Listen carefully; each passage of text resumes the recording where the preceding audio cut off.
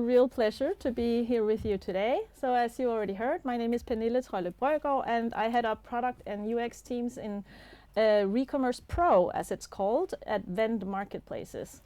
And we operate the marketplaces space in the Nordics within our 4 core verticals, and that is mobility, real estate, jobs, and recommerce.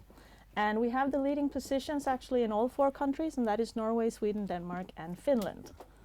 Great. So in case you don't know them, then our biggest asset, or maybe our most valuable asset, is the Norwegian brand Finn, which is a horizontal platform that operates both within the mobility space, real estate, jobs and recommerce, and even travel. And in Sweden, we have a brand called Blocket, which is the market leader within mobility and also recommerce. And in Finland, we have 2 brands. The first one is called Tori, which is a pure recommerce vertical, and Oikotie, which is a real estate vertical. And in Denmark, we have dba, Den Blå Avis, and Bilbasen. So dba is both a mobility and a recommerce vertical, and Bilbasen is then a pure mobility vertical. And today I'll be talking about a topic that is close to my heart, and that is sort of how we build and sustain high-performing product teams, especially in these times of change, when scaling both across platforms and also markets. So a little bit about me before we dive in really quick. I live just outside Copenhagen here in Denmark with my husband and our 2 teenage children. And I've spent the last sort of 15 years building digital experiences and growing products and teams across companies, both like Trustpilot, Momondo, and now Vend, previously known as Schibsted. And I've been in positions like CPO, Director of Product, VP of Product, Head of Product, etc. And outside of work, I love reading. And going back to the earlier talk about books, the books that I read are primarily product books and strategy books and people books. And outside of work, I also like to binge series. Doesn't we all do that from time to time? Or stay grounded with Pilates or mindfulness. And I'm also deeply passionate about mentoring and contributing overall to product communities, which is why I'm super happy to just be here today and share a bit about my learnings today. So today's topic, it's going to be a bit about how to scale across platforms and markets without sort of breaking teams along the way. And I think I've been on a really special journey that I don't think you've heard much about here in Denmark. So this talk is for experienced product people who already know a lot of the theory, specifically, for instance, team typologies, Conway's laws, etc. So my goal is to share what happened when we scaled in practice, including sort of what hurt and what worked and what we wished we had done differently. So it's a story about transformation from within. So I walked through some of the hard decisions that we made for the Danish brand dba specifically, and how we also then supported our people through this mess and how we handled it. Because we didn't handle it perfectly, but we were quite intentional. So my biggest challenge today is actually to keep within the 25 minutes time frame that I was given, because this could easily be a much longer talk. So let's go.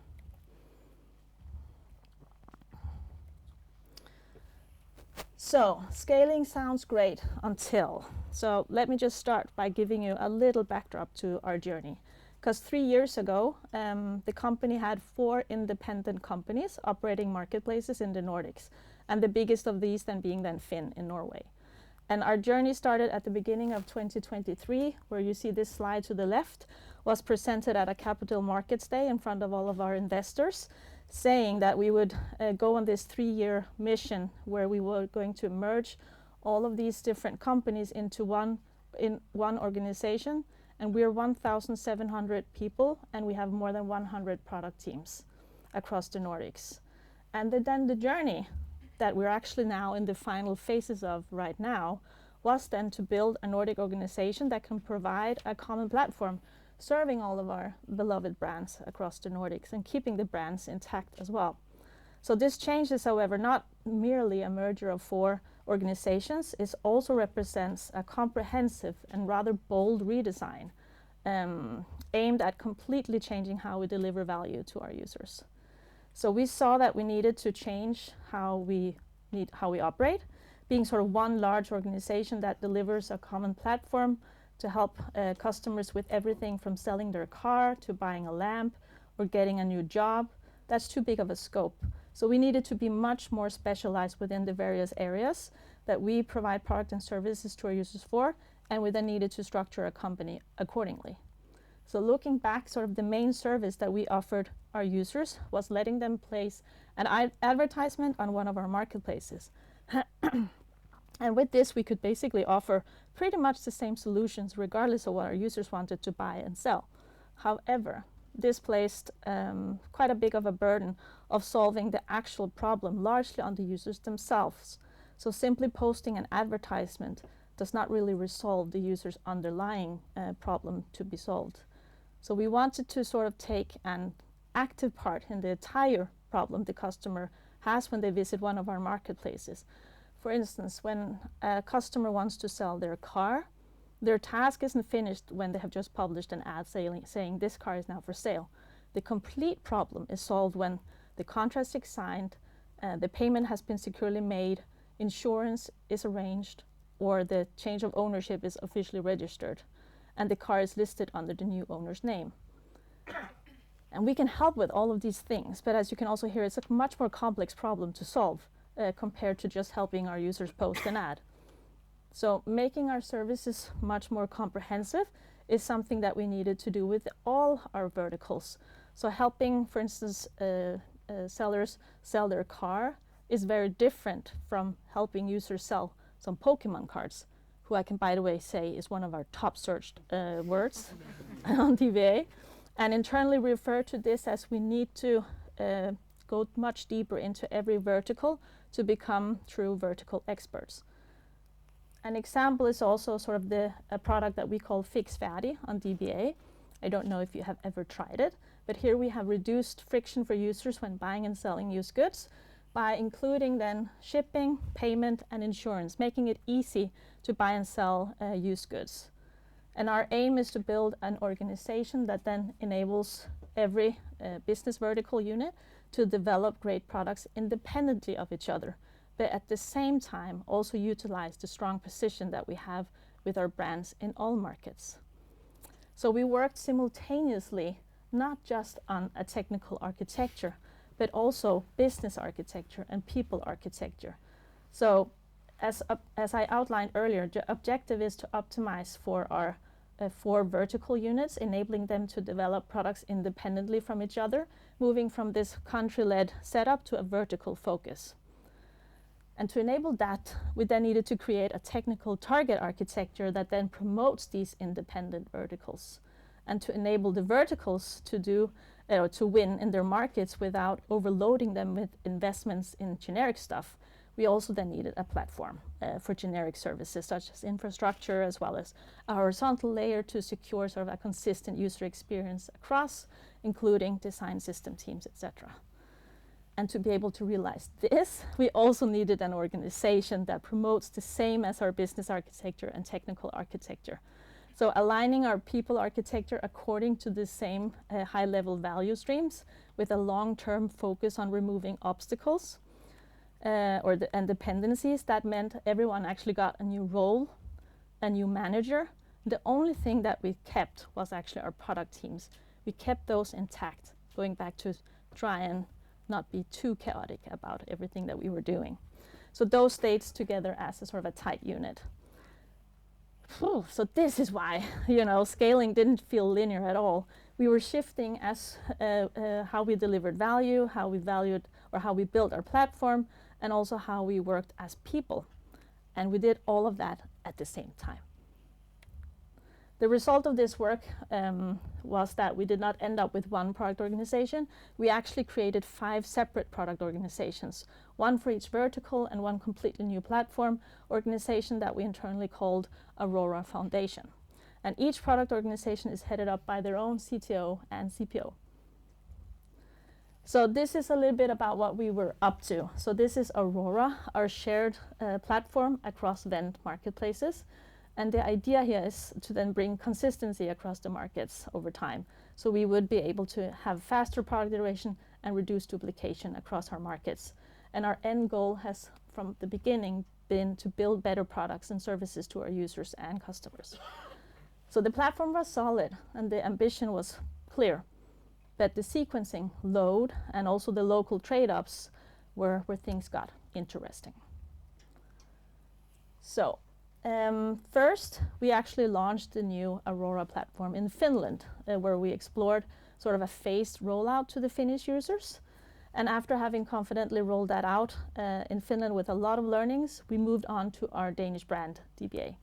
We had more than 40 teams working across our 4 countries on this rollout together for almost a year.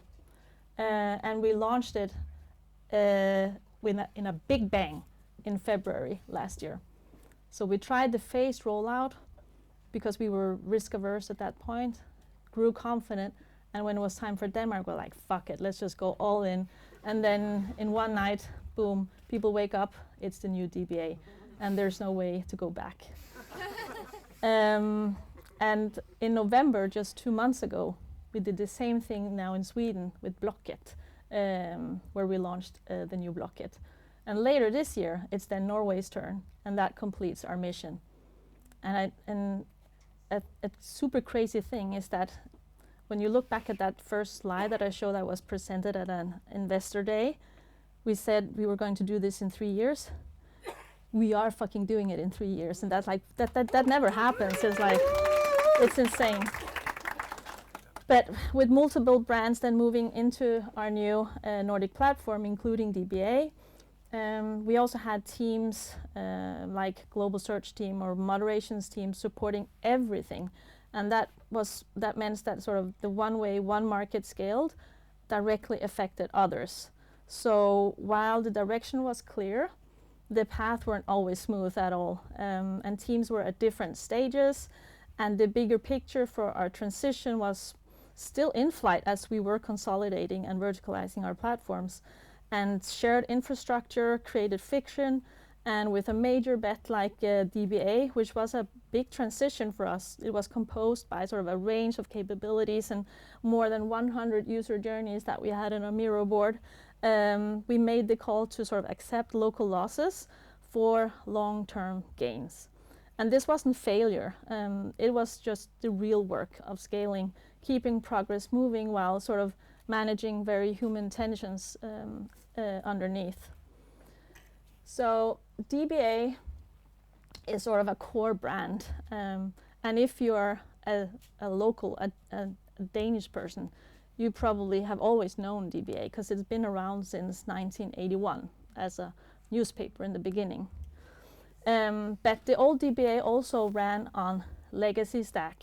It was an outdated business model, such as very sort of old school classified listing business model with display advertising all over the place, not really serving the expectations from buyers and sellers today.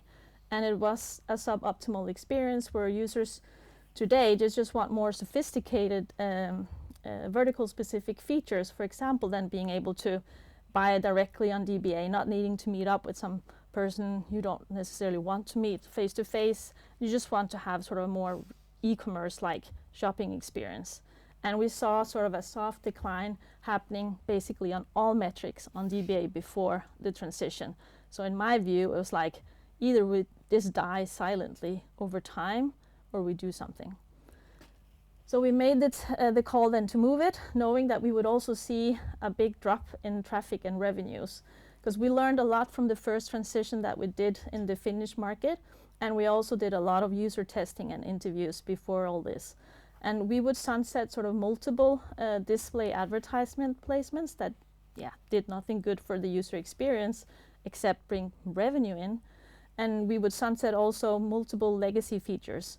For example, we had this loyalty subscription program for private sellers, or heavy private sellers, I would say, those who sells a lot on DBA, called DBA Plus, and that's also where we had sort of a large share on inventory that was coming from these sellers.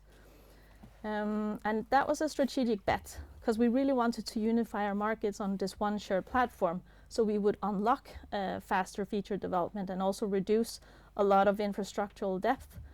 But it would also mean a much better product experience in the end, and we would have a ton of features coming from all of our 4 countries together that we could then experiment with and test in our local markets, as in this case Denmark, that would then both deliver better to our users' needs and also be able to meet competition that wasn't really possible in the past. So while this decision was deliberate and also well communicated, it still created ripples, both for stakeholders and for teams and for our customers. And the reality is just scaling sometimes means letting go of short-term stability for long-term leverage. But you have to be clear-eyed about the cost. And one of the harder parts of this journey wasn't just migrating the tech. It was also choosing what not to migrate. And besides the loyalty program, dba+ that I just mentioned, it also included real estate listings, because real estate is not a business that is strategically something that we're exploring for the Danish market. And previously, users would be able to find apartments or rooms on DBA. It was actually really much used, but we shut that down. We also had a really beautiful SEO optimized taxonomy structure that worked really well. And for those of you who work with products that is search related, you know taxonomy is so key. But the old DBA taxonomy just didn't fit the future platform.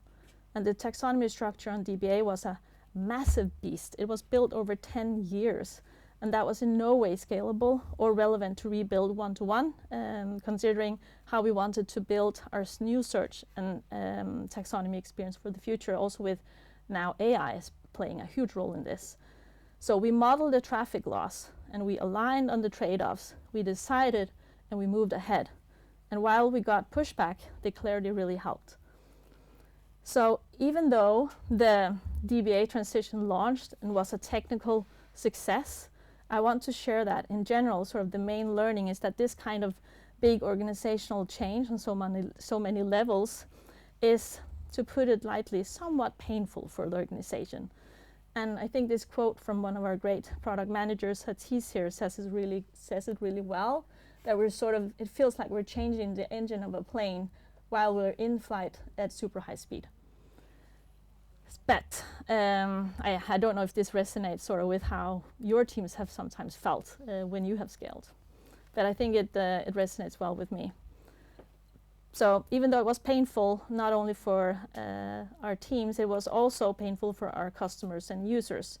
And when DBA launched, the market response was actually really tough. Users hated it.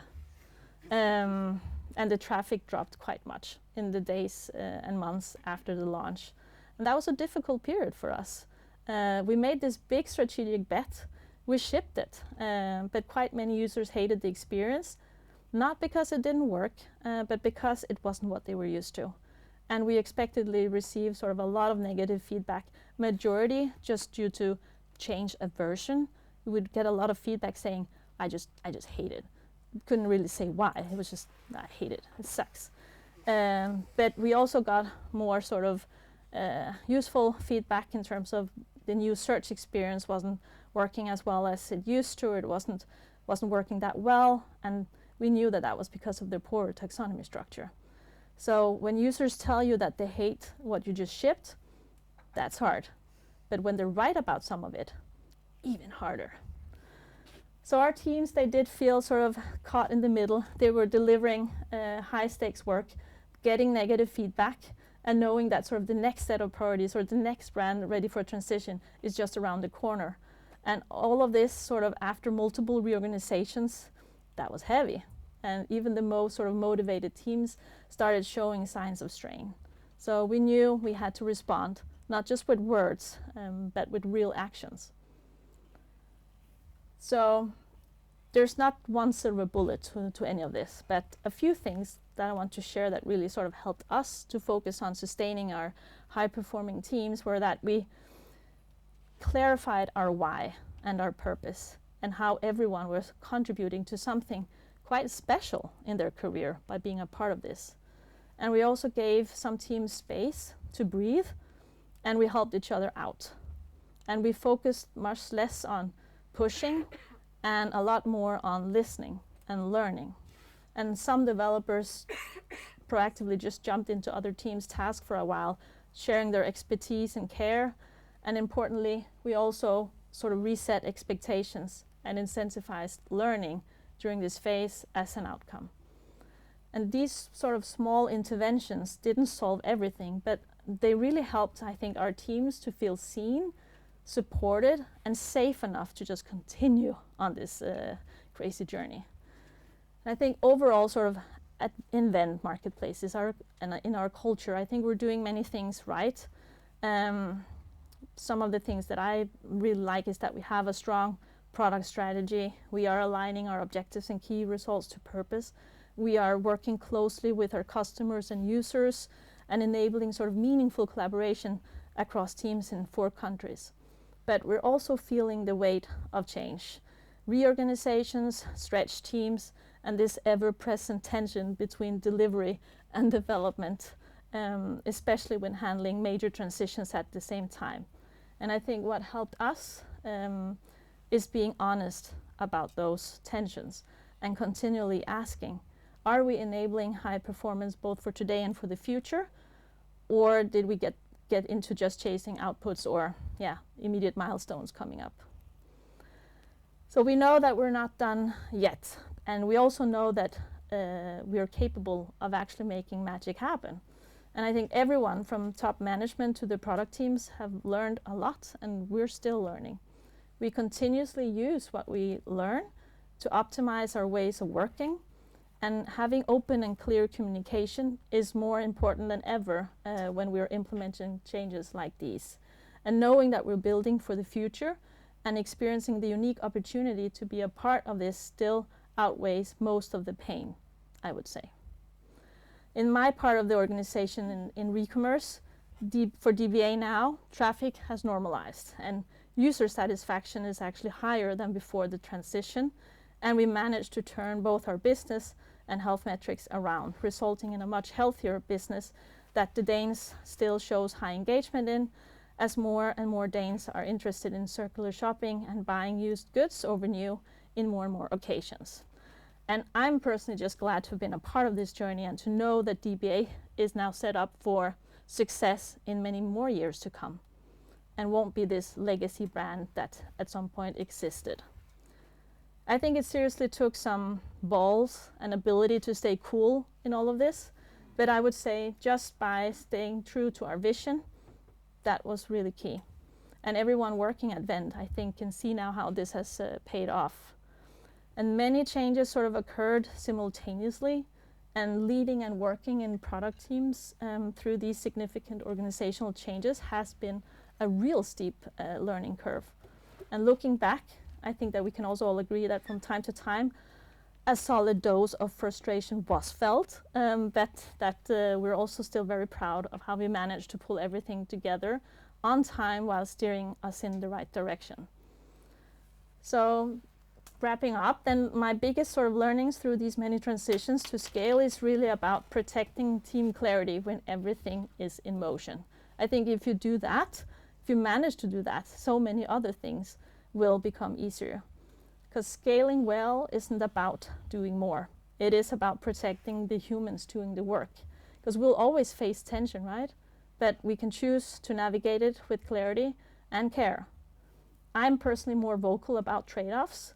I prepare for tension, and I try to reinforce strategy in every team ceremony possible or relevant, not just leadership slides. As I have so often experienced actually that certain decisions just needs to be repeated multiple times, including why, as people just forget in the day-to-day business. So repeat important messages, and a really cool thing is to keep a decision log open for everyone to go back and see, why was it we said we were going to do that? So as we in Vend marketplaces are now in the sort of this final stages of our epic journey, do we then know if this transition and the way we chose to do it will fully work? No, but we strongly believe in it.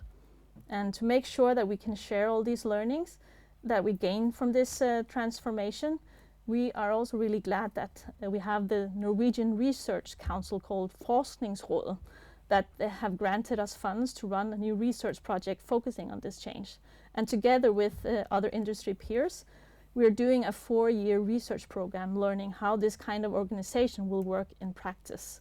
So we will get help from scientists to ensure that our learnings in this journey will also benefit others. And a big part of this research project is to share knowledge with the rest of the world, so everyone can use it if they want to. So stay tuned for that.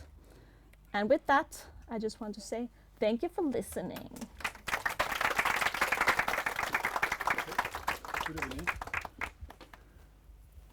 Thank you, and so prepare your questions. And cheers. And cheers, cheers everybody. So, just the first one from me, but while you're preparing. So I remember, like, there's this famous story from eBay where they wanted to change the color from this like yellow-ish thing to white, and they did it on one day, and people just panicked, right? And it was like not like Scandinavia, it's US, the whole world, so it was like, okay, this is too much. So what they did instead is kind of like similar to boiling a frog, right? They just changed the hue of the background, like just a little tiny bit, like day by day by day, and in a half year it was white, and nobody noticed, right? So a little different approach. So I guess if they were going to change the whole experience, that was going to take a long time, right? So I bow to you for making this change. So yeah, that's just been stuck in my mind. But I think for Morten, if you take his model of there's something you can manage, like change, chaos you can manage, and then there's something just you can't manage it. It's just there. What kind of unmanageable chaos was underlying the whole thing? Well, I think the way that we went about it to try and have as little chaos as possible was in the early phases of scoping this work out. And that was really to, be really deliberate about what it is that is in scope and out of scope. And that meant that everything that's in, we want to control 100%.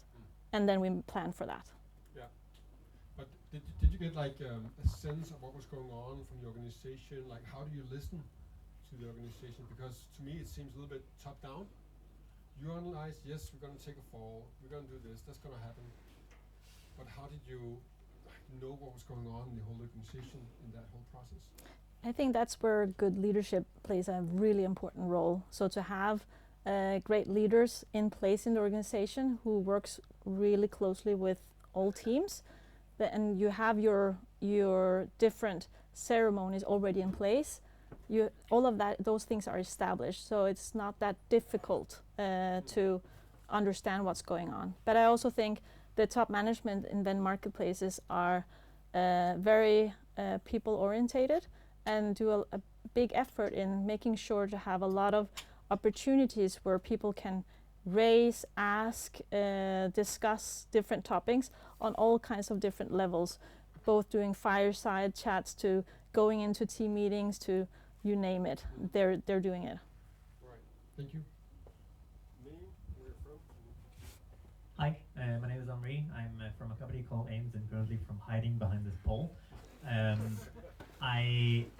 First of all, thank you so much for the talk. I really want to stress the fact that doing this transformation in 3 years is utterly unbelievable. And I've been fortunate or unfortunate enough to take part in one of these transformations in a different organization, and I know where it can end up 3 years later with one new page. And I just want to know how you got the buy-in from stakeholders inside the company, because it's 4 different platforms, it's 4 different territories. It's such a huge project to get so much buy-in for, and it's kind of amazing. And I want to know how.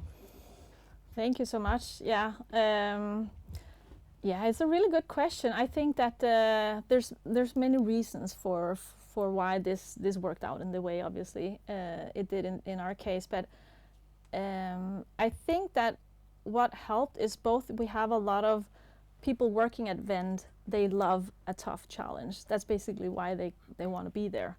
So the harder it is, the more motivating it also becomes.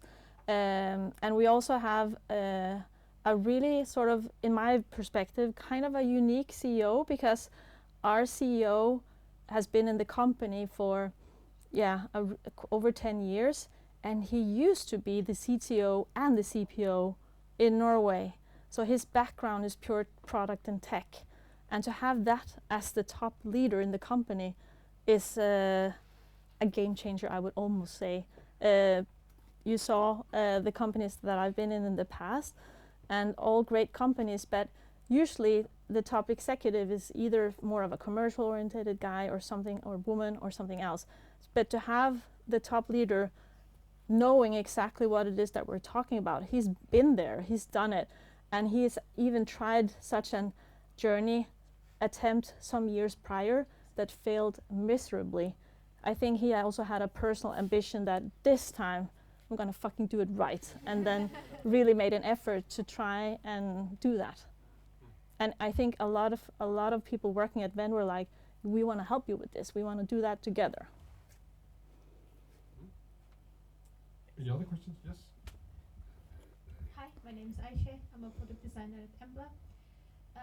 Well, I remember a couple of years ago, TV2 had brand identity change, and that got quite a big impression from the people living here. I remember one Facebook post with when they had these emotions, angry emotions, and then the comments were just like all negative. And I remember somewhere I read that usually when the change happens, the older generations are resistant to that. They don't want to get any changes, but the younger ones are more excited. Did you look into your users? Like, what was your perception on that? Yes. Well, the thing with DBA was actually that the old user base was primarily the older generation, plus 50 years. All the young ones had left years ago, you know, to Facebook marketplaces, to now Vinted or whatever. Like, there's so many other places you can go that are maybe doing have a better product, basically. So I think one of the things that we also bought into was that, well, the users that we had back then, we're gonna lose a lot of them because they're not gonna like this journey or this change. And our goal is then actually to bring back some of those users that abandoned us years ago because we didn't have a good enough offering to them.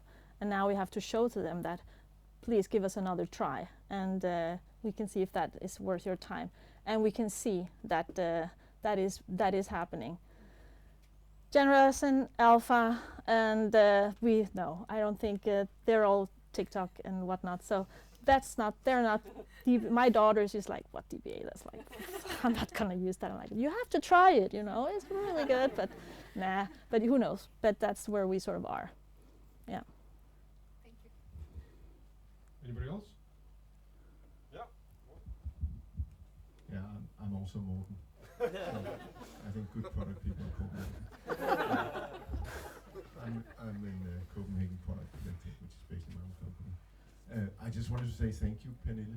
I think you said you wanted to contribute to the community. I think this presentation was amazing, and it kind of brings hope to the rest of us who wants to change the way software is built in Scandinavia, because some people can do it.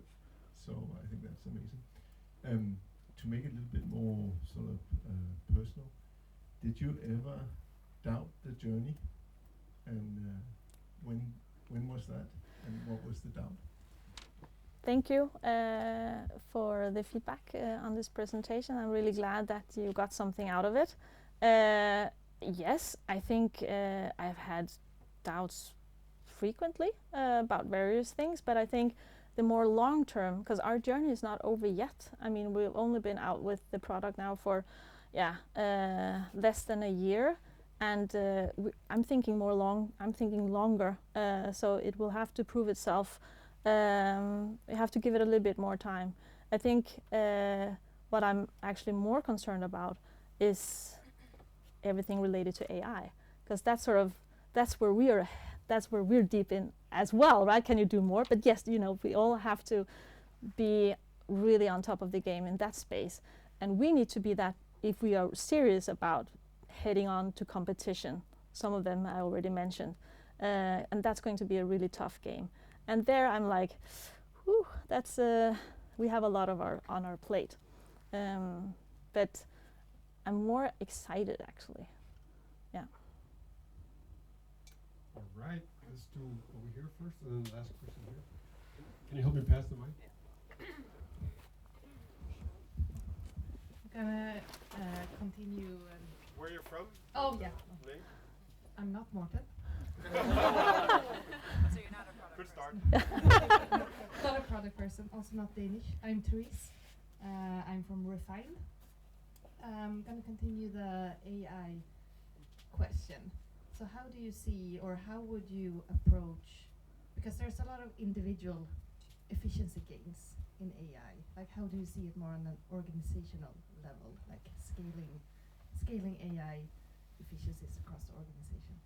Yeah, thank you. I think that's probably something that we're all quite occupied with, because that's all how we basically build products, and even the roles that we have in our organization. What will that look like in a couple of years? And I think we're up for a huge change there as well. So yeah, we actually. I have to be mindful, of course, of what information is publicly shared and what is not. But Comments will not be recorded. that's good. Because I think that strategically we have made it our must-win battle number one to really, we're gonna be acing this. So, and I think that's also, both scary but also super fun for everyone working, right? Because both for how you use it yourself, but more, as you say, on how we build products and how we use it, and how we're thinking about how our end users, in this case our consumers, but we also have businesses using our products, how are they using it, and how can we be helpful in that matter. So multi-layered focus, I would say, in terms of AI. How do you see it? Like, what could an AI feature be for DBA?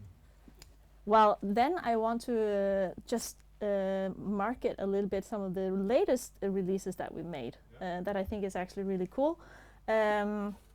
Well, what we just recently launched was that when you are uploading an item that you want to sell, we ask you to just take a couple of photos of it, and then we do the rest. So basically we find out which category does this item belong to, what's the condition. We suggest a description for what it is, what it looks like, what we think would sell the best. So you don't have to think about how to describe this specific item. And we're working really hard now on giving much better price predictions, so you don't have to figure out a price. We know that a lot of our users, they're going on DBA, maybe they're selling, I don't know, a sofa or whatever, and then they're doing a lot of searches on other sofas to see what are people pricing this stuff for? What should I sell? If I want to sell fast, sell it maybe a little bit cheaper than the ones nearby, all these kinds of tactics that you have when you're using a marketplace. So obviously utilizing AI for that. So there's less manual work for you as a customer of ours. Yeah. All right, thank you. Morten? Yeah, my name is still Morten. So basically somehow stole my question. So maybe I should be a book recommendation more. There's a book called Reshuffle, a guy called Sandeep Chaudhry. He got famous 10 years ago of explaining platforms. Now he is explaining how AI works for the organization and the business system. But I wanted to ask, in addition to what Therese asked, how has AI already played a role in your transformation? I mean, has it already had an impact on how you did things? Yeah, it has for sure, both on the product development that we're doing in terms of features, like the ones I just described, that we are launching while we're also launching the new Blocket and preparing for Finn, right? So those things happen in parallel. But of course, how our developers work and how our product managers and designers work now, I would say, is very driven by different AI tools. All right, I've got one last question. Hmm? This is my privilege. How often do you talk to users, like talk, not just surveys. Yes. And how have you used that in that whole transformation? Yeah, for sure. So obviously prior to the big launch, we intensified that quite a lot, and that also played a big role in figuring out how were we going to re-onboard users, what was important to explain extra thoroughly, or what was even really great to talk about, because that was going to be a really great win for users that would maybe be upset. But for instance, on the pro side, which is my day-to-day focus area in my current role, we have it every Friday. We have a sort of a blocked session where we have open, where we can have customer interviews, and that's possible because it's professional sellers. So here it's possible to plan it that hard, if you will. Where for our C2C side of the business, our more consumer-faced product teams, it's more ad hoc, depending on what it is that they're working on. Yeah. So like interviews or just surveys, or what kind no, of techniques? it's both.